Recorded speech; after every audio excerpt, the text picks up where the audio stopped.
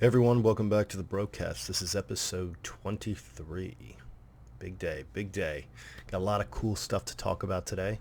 I just want to thank everyone for putting all the time and effort into listening. I'm really enjoying doing these, and I think that we're going to take a little bit of a different approach moving forward. So, as much as we've been talking about current events, I really want to get out my feelings on different things. So, sometimes we'll do that, but a lot of times, like today's episode, we're just going to talk about some things that I had on my mind. And I think that's what is a little bit more enjoyable, at least to me. I like making videos like that and of that format, if you will. So if you haven't yet, go ahead and drop a like, subscribe. Definitely helps out. Really appreciate it.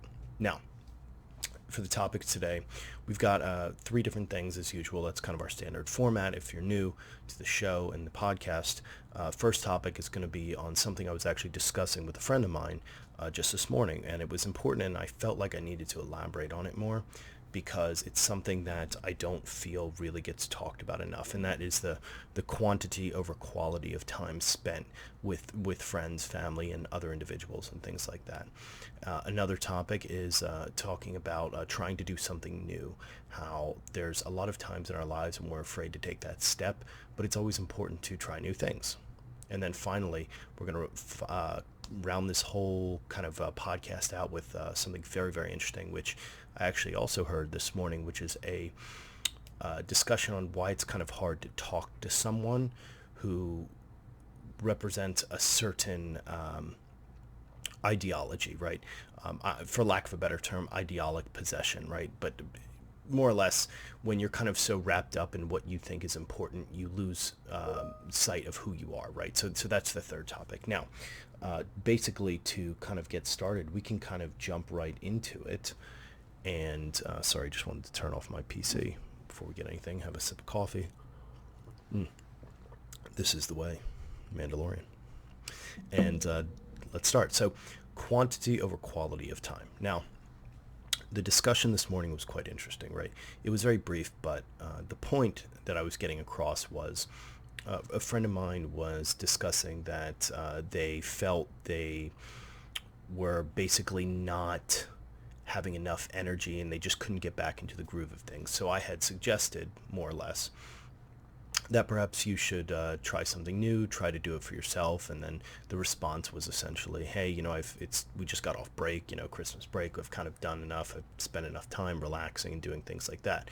And my response to that was, it's not the quantity of time that you've spent doing something, but the quality of time that matters the most. And what I mean by that is twofold, right? The first way that we can kind of look at that is internally. Okay, so when you're trying to better yourself, when you're trying to learn something new, when you're trying to achieve something, even if it's just doing your day job, when you are executing on what you are supposed to be doing, whether that's schooling, work, or anything in between, being a stay-at-home mom, it doesn't matter. There is a certain number of hours you can spend doing something, but that doesn't always translate to doing it effectively. So what I'm trying to say is the quality of the hours you spend doing something is so much more important than the quantity of hours. And this is something that I see a lot of companies, a lot of people, and many different people basically just completely ignore, and it just goes right above their head. But it's so important, right? So again, starting off with looking at it internally, if I'm going to do something, if I want to try to learn something new, right? Spending an hour doing it with my full attention, with everything that I have given to focusing on that activity is going to be so valuable, right? But spending several hours doing something with half of the attention span, with half of my memory, without my full focus, while other things are going on in the background, that's not going to be productive. That's not going to be valuable. You're not going to get the same results that you would if you would have spent the quality time and effort putting in to developing whatever it is you're developing, right? And to basically take this back to answer the question and kind of elaborate on the discussion I had this morning, more or less, if you are relaxing, if that's your goal, and everyone should relax at some point in time, we all need it. It's always good to take a load off every once in a while and kind of de-stress, bring yourself down from where you were. But if your goal is to actually get some quality relaxed time, then it is so important to make sure that it's quality time spent relaxing. Because if it's not quality time, then it's wasted time. And if it's wasted time, then you could have spent that time doing something else. And that is such a key point that a lot of people overlook. Now, you can also take a look at that and flip the scenario, right? That's looking at it internally. What about externally? Okay. Here's a great anecdotal piece of evidence that I have in my life that I can suggest. I have a lot of friends, okay? I have a handful of close friends, but I have a lot of friends. And those close friends I actually don't spend enough time with, and I wish I did. They mean so much to me, and it's makes me kind of sad that I don't get to spend enough time with them that I would like to. But the important piece to this whole thing is that the quality of time that I spend with them is always important. And I try to maximize the hours that I have with them, which are very few, to be something that is very beneficial, to be something that is very engaging, energizing, to be something that helps empower me, that builds upon our relationship together, that helps us become better and closer as friends. You know, I have, at least I can say that my friends are close enough to where I could pitch them kind of more or less whatever question, whatever assistance I needed. And, you know, I'm fairly confident that they would definitely help out, and it would kind of be like a no-brainer. Like, yeah, of course I'll help you unless there's some emergency going on in their lives. But, you know, that's an important thing. And it's like those hours that I spend with them are precious to me. They mean something. And that goes forth to continue on down that, line of thinking, if you will. It's not just the hours that I spend with them, but the conversations I have as well. You know, I have some very close friends that I don't talk to enough. You know, I've got some close friends in Seattle, a buddy of mine, August. I don't get a chance to talk with them as much as I wish I did, you know, but every time I do get a chance to talk with them, I try to maximize the amount of engagement we have, and we always have a great conversation, you know. But it's like things like that where even if you don't get to see the person and spend time with them enough, the communication levels and effort you have with someone are so important. And what I mean by that is, like, you could have a conversation where it's more or less just yes, no answers, things like that, responses, whatnot. And that is not a good conversation. It's begs the question of, should you even be having a conversation to begin with? And also, is it even a conversation, or rather just two people talking at each other? That's very important to think about. Okay, so to kind of take this all back and put it together, the big piece is, and I know we hear it all the time, but it's quality is more important than quantity. And finally, I will add one more bit to this. You could take a look in the business world and apply the same concept, right?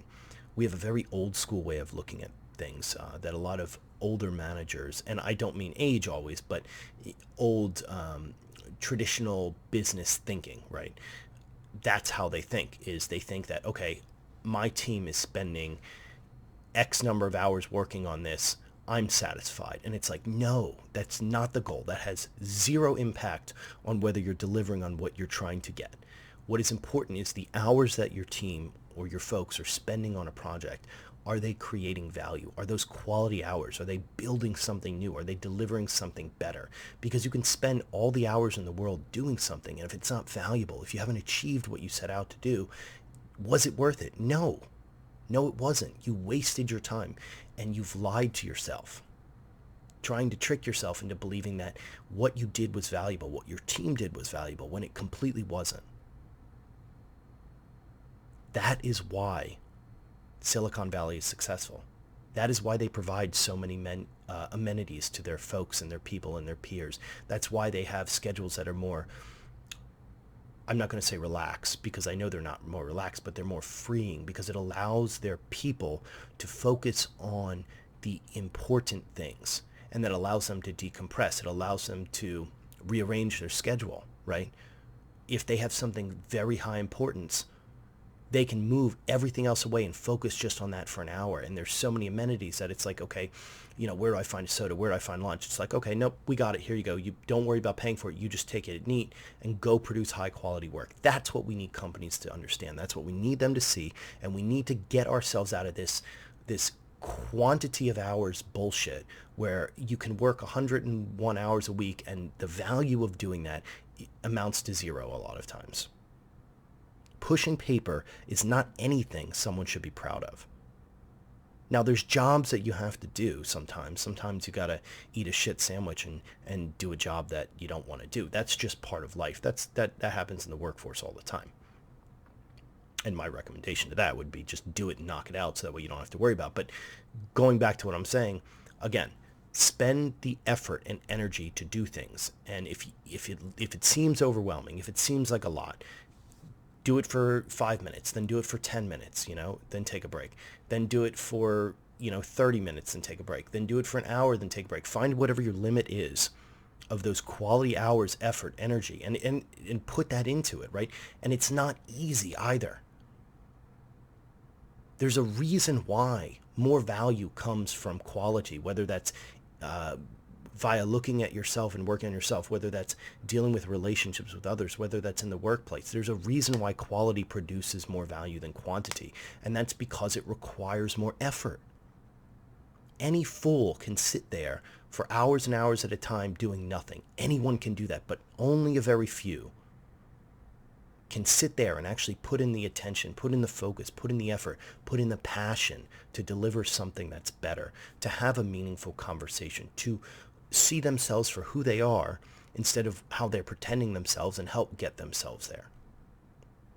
All of those are important. So again, the big takeaway, focus on quality over quantity. And we'll leave that topic there. Now, before we jump into our next topic, one more sip of coffee. Delicious. I will always highlight my local coffee shop. This one is from Weird Brothers Coffee, and the coffee itself is actually Embrace the Dark Side. It is phenomenal dark roast.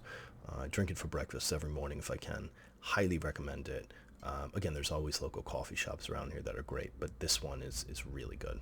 Highly recommend it. If you're ever in the Reston area, check them out, Weird Brothers Coffee. Now, second topic, trying something new. This one is a little bit more involved than the last topic, right? But it's an important one nonetheless. Okay, so when you're doing things in life, you're going to run into a reoccurring problem. And everyone has this problem, so don't pretend you don't, okay? But the problem, and it's less of a problem and more of an instinctual, biological thing that I'll get into in just a second, but the issue itself is that it's really hard to start something new. Everyone gets anxiety on things, but it's so important. It's so important. And these biological processes that kind of prevent one from doing something new are based a lot of times in some very strong science. We have this idea of being shamed within a group, right? There's a lot of evidence to suggest that the reason we don't do things is because we are afraid of failing to do those things. And what failure produces in a group setting is shame and disgust and being outed from society. We have biological things within us that prevent us from wanting to do that. That's why it's so hard to stand up for what one believes in. That's why it's so hard to be standing out from a crowd. That's why it's so easy for people to fall into groupthink. That's why it's so easy to see a mob get started of people. Because people want to fit in. It is an inherent trait within our psychosomatic system, in my personal belief and opinion. And again, there's plenty of evidence to suggest this is true.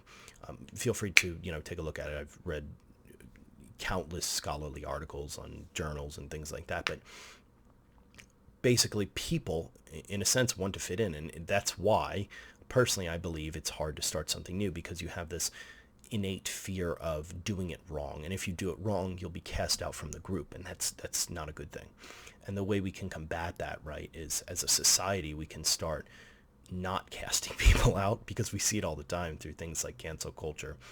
We see it all the time through the prison system, even so, where we don't allow folks who have done things that are negative, and this is slightly off topic, from redeeming themselves and being reintegrated back within society. This whole idea that once you've done something that's not good, and again, I went to a far extreme on this one, whether it be bad for society or simply just something that society doesn't agree with, we cast them out and then we don't let them get back in. So you, me, everyone, we have to work on that. That's another topic, but back to the original thing that I'm discussing, which is trying something new.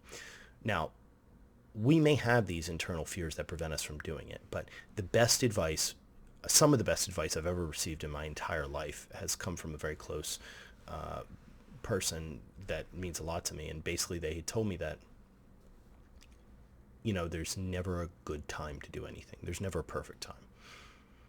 And that really resonated with me. And the reason for that is, if you guys don't know, I'm a consultant. And so my job is to more or less leverage risk, manage it, and make decisions and help others make big decisions with a lot of risk and a lot of things involved into it, and kind of make them make decisions better, help them, show them how to do it, break down bigger problems into smaller ones. But more or less, this whole thing amounts to what I've been trained to do, what I do very good, is look at something, analyze it very quick, and determine, is this a risky move to make? And if it's a risky move to make, what is the impact we're going to get from it? What is the value of making this decision? Is it going to be worth it? And if the risk is higher than the value, to me, almost 100% of the time, it's an automatic no. Now, but it's a game, right? You have to kind of weigh risk and value together, and you have to see, okay, where am I going to get the most bang for my buck with the least risk? And that's kind of what you go for, right? So, to tie this back together, as someone who does that for a living, that's how I kind of look at my own life, and I kind of go through my life like that, and I piece it together, and I analyze it, and everything I do, I look with a fine-tuned microscope, and I was like, hey, Nick, that was a horrible decision you made, don't do it again, or that was a great decision, or it paid off, and all those things, and I start adding those up in my brain. And so when it comes to starting something new, I've always had this perception and idea that when I try to do something new, it's got to be perfect. I got to win. I got to have a knockout solution. I got to minimize the risk as much as possible. And the problem is, in life, you're never going to minimize all the risk with things. So there's no perfect time to do anything. And that can be compounded so many different ways, because it's like, if you don't take time to start doing things, if you don't focus on what's most important, if you don't try those new things, you are missing out on so much. And that's compounded, because if you don't try something in that very given moment that you might be interested in, or for some reason are just afraid of it, again, we've already talked about why one might be afraid to try something new. But if you don't do that thing, and you don't have a solution to doing that or not, you're going to push that off. And when you push off something that interests you, that's going to offset your entire more or less backlog of things you want to knock out to a certain degree. That won't always happen, but it does happen. Whether you realize it or not, they're micro changes your brain makes instantaneously. It's like moving one thing will move everything else, whether you want to admit it or not. And it might not be to a great degree, but the impact of doing that means you're not pushing off one thing. You're actually pushing off huge portions of your life, huge things that you could get into that would interest you, that would benefit you or society, that would potentially bring a great joy within your life. So that's the problem. If you're afraid to try something new, if you're waiting for that perfect time, if you're afraid how society's going to judge you on it, you're hurting yourself, and not a little bit, exponentially, whether you like to believe that or not. And especially if that thing is of value to society, especially if it helps others, you're hurting them as well. So there's no reason to be afraid. Now, fear is good to a certain degree. It's important to have some level of fear, and what fear comes from is an understanding of risk, and that's good. But once you have that understanding of risk, if it's not going to kill you, if it's not going to bankrupt you financially, if it's not going to hurt someone else, if you're afraid of just being outcast from society because you might do something in the wrong way, you might not have a perfect solution to something, it might look dumb. If you like dancing and you're afraid of looking like an idiot, throw that out the window immediately. Just throw it out the window and go do whatever it is you like to do, whatever is interesting you, whatever it is in the back of your head that you have that you want to try that's a new idea, right? And you're going to see a huge, huge, huge benefit in your life. I guarantee that. My entire life I've spent kind of reinventing myself in that way and changing. I used to be quite on the other side, and now I'm very free thinking and almost afraid of how society judges me to a certain degree, because it doesn't matter. I know who I am, and it's important for you to know who you are as well. So don't be afraid of what others think. Don't be afraid of trying that new thing. It will be quite the benefit if you give it a chance. And we'll close that topic. Now, jumping on to our third topic, and one more sip of coffee. That is good. That is good. Now, this third topic is going to be a little bit more involved. And I'm going to bastardize it, I guarantee that, because it is not my specialty, but it's something that I find quite interesting. Originally, I had listed this as something else, but I thought this was interesting, and it came from a video I saw this morning. It was a quick 1-minute clip from Jordan Peterson, and if you guys don't know, highly recommend you check out Jordan Peterson. He is a brilliant psychologist, and he's helped a lot of people.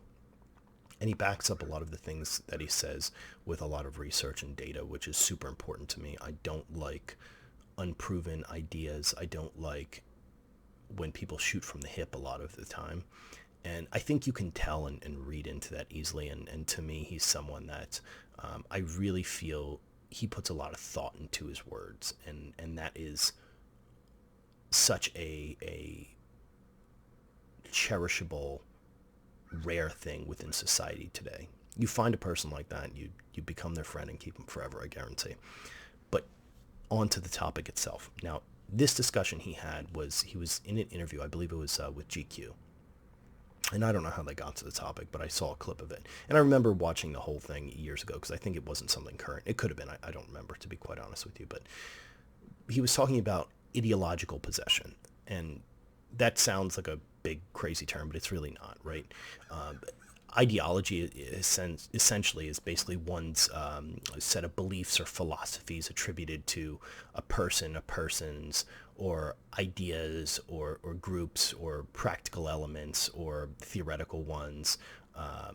Things that could be ideological would be religion. It would be the way one lives their lives. It could be someone's politics. It could be the way a place at work operates. It could be how a relationship internally goes about solving things. So that's ideology, right? And so ideological possession, for the purposes of this discussion, was essentially related to more or less when you are talking with people, sometimes you will come upon someone. And again, now I'm going to break down the video real quick, and then I'm going to get into it just a little bit.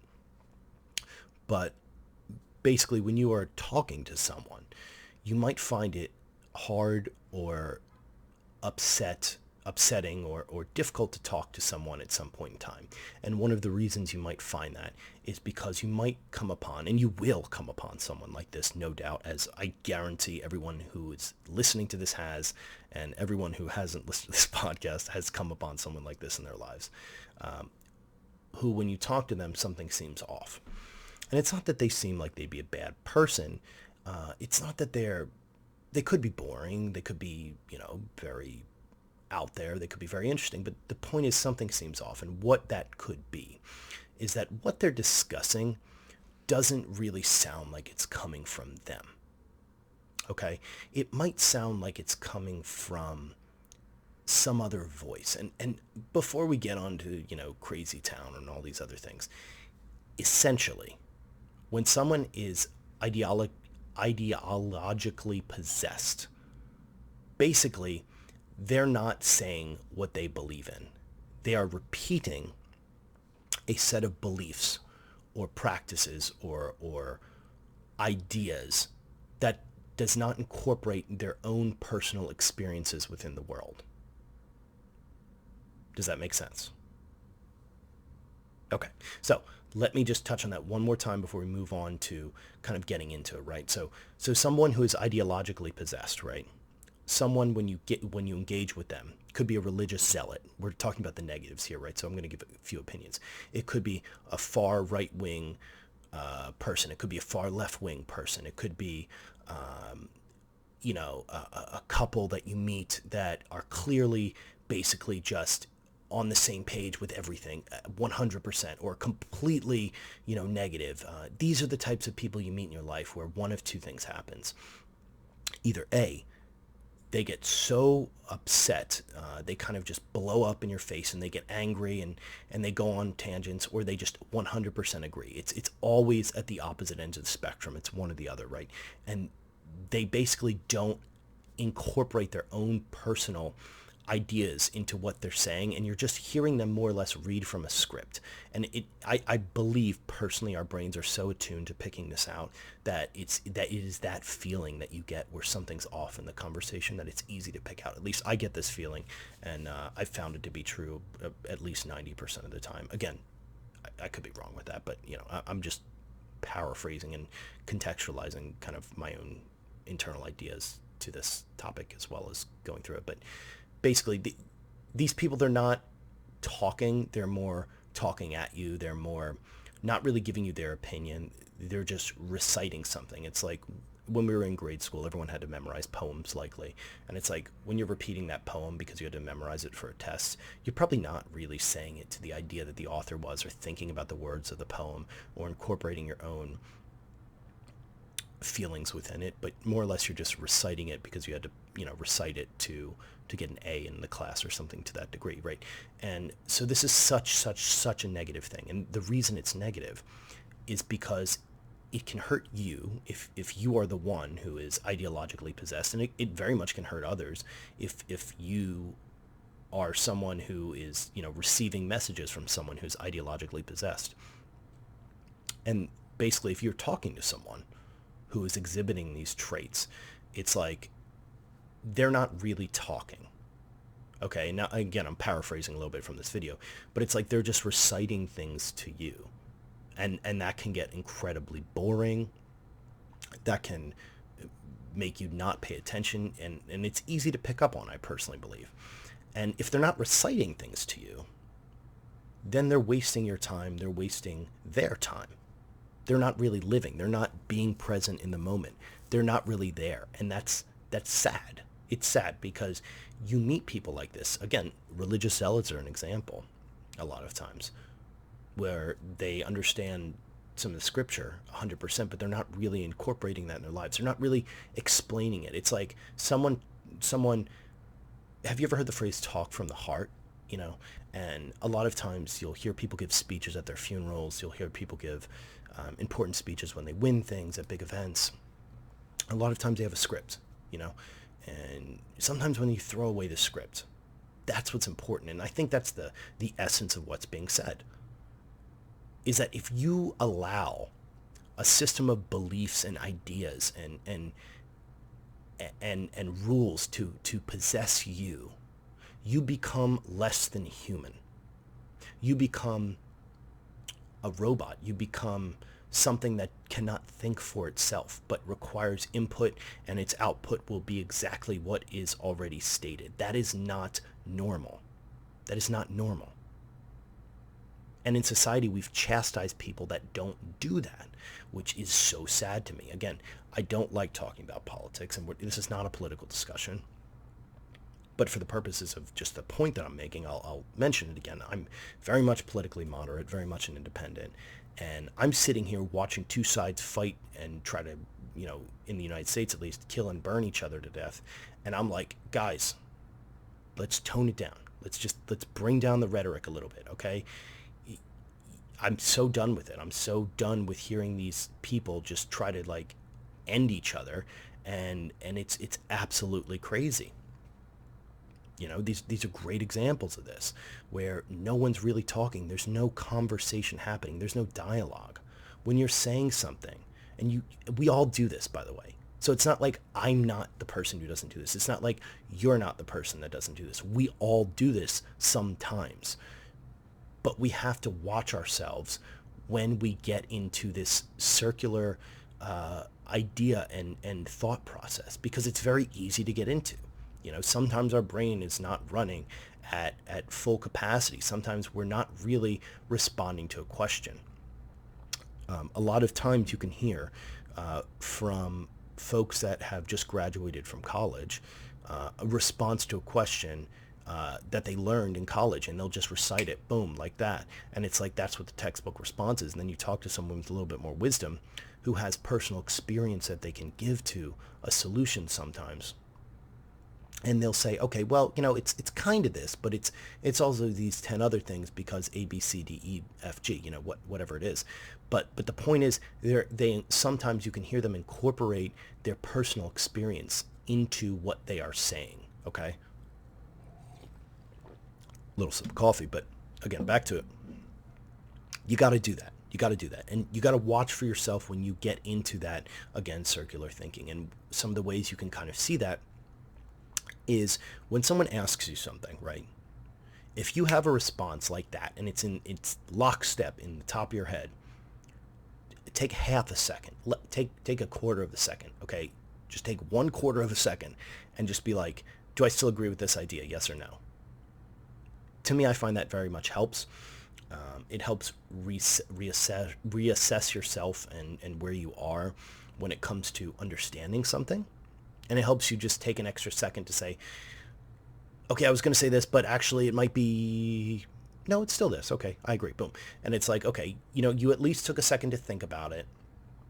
And then, you were able to respond with something that is like, it is your personal feelings. It might still be the same answer. And I'm not saying your answer has to change, but I'm saying answer something from within you. Don't respond based on a criteria you've heard. Okay. So that's definitely a big way that helps me. I'm sure there's countless other ways, and I'm not the expert on this, but it is something that we have to watch ourselves from it. And if you see someone like this, take a little step back and have a little pity on them, because understand that they're not doing it on purpose. For some reason, they are blocking their own thought process to allow them to comment on something or see something in a truthful light. And it's kind of sad, because to a certain degree they're lying to themselves, but also what's again, even the larger part to this is that not only are they lying to themselves, but they're devaluing themselves as humans. They are seeing themselves as of so little value that their own personal influences in life, the things that they've done, don't matter and should not be added to this conversation, which I find to be very sad. I find to be incredibly sad, and it makes me so sad when I see people like this.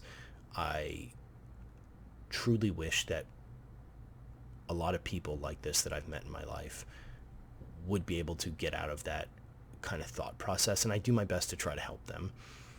But you can't get mad at people like that, So if you know someone is kind of like this, don't get mad. Keep asking them questions that dig deeper. If they get angry, maybe take a step back, but it's important to break them out of that circular thought process. And you got to do that by digging deeper into who they are. Ask them about their life. Ask them about their personal experiences. Okay. And once you get one of those personal experiences, then go back to the other topic. Ask them how that relates to this. And I think that'll allow them to kind of take a step back and be like, whoa, I forgot about that. I completely didn't realize that this might have some impact in how I'm responding to something. People may look at the world and they may see black and white, but I assure you, it's just shades of gray. That's all it is. The black and white is a lie, most of the cases. But most of the world is just shades of gray.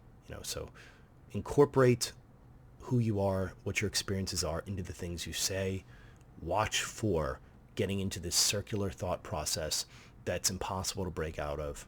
Don't get mad at others that are stuck in this feedback loop of not investing any of their personal experiences and life experiences into the responses they give or the things they're saying. But try to help them break out of it. Again, as I've said many times, it's up to you and me. That's all it is. So we'll leave it there. Very much appreciate it. Love this episode. This might be my favorite episode thus far. If you get a chance, would love if you gave it a like or a subscribe. If you shared it too, I don't think I'd be too mad at you. But keep keep your head up and enjoy your Thursday, and I'll see you guys tomorrow. Peace.